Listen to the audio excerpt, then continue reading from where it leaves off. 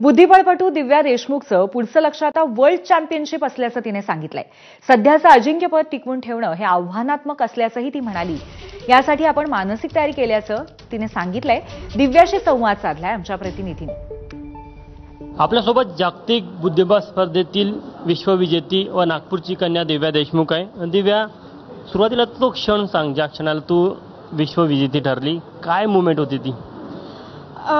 खूप emotional moment होती माझ्यासाठी, कारण की रॅपिड गेम होतं तर मला जेव्हा रिअलाईज झालं की मी जिंकली, ऑलरेडी गेम संपला होता आणि मग ऑलमोस्ट 1 महिन्याचे इमोशन्स बाहेर आले।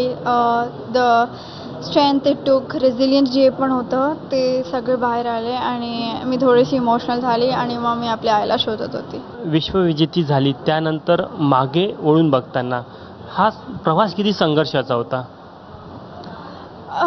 खूप वर्षांची मेहनत आहे आणि मग फायनली मी इकडे आहे। सो डेफिनेटली हे खूप स्पेशल आहे माझ्यासाठी, बट आय एम होपिंग की हे एक फक्त स्टेपिंग स्टोन आहे पुढच्या टुर्नामेंटसाठी।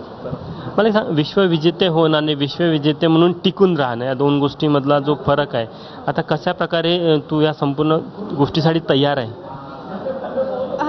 आय थिंक तयारी तर करायला लागते आणि आता माझ्याकडे टाईम नाही आहे सगळं प्रोसेस करायला। सो मी आपला बेस्ट देणार आणि I will try to hit the top. भविष्यातलं काय ड्रीम आहे तुझं? Definitely world championship.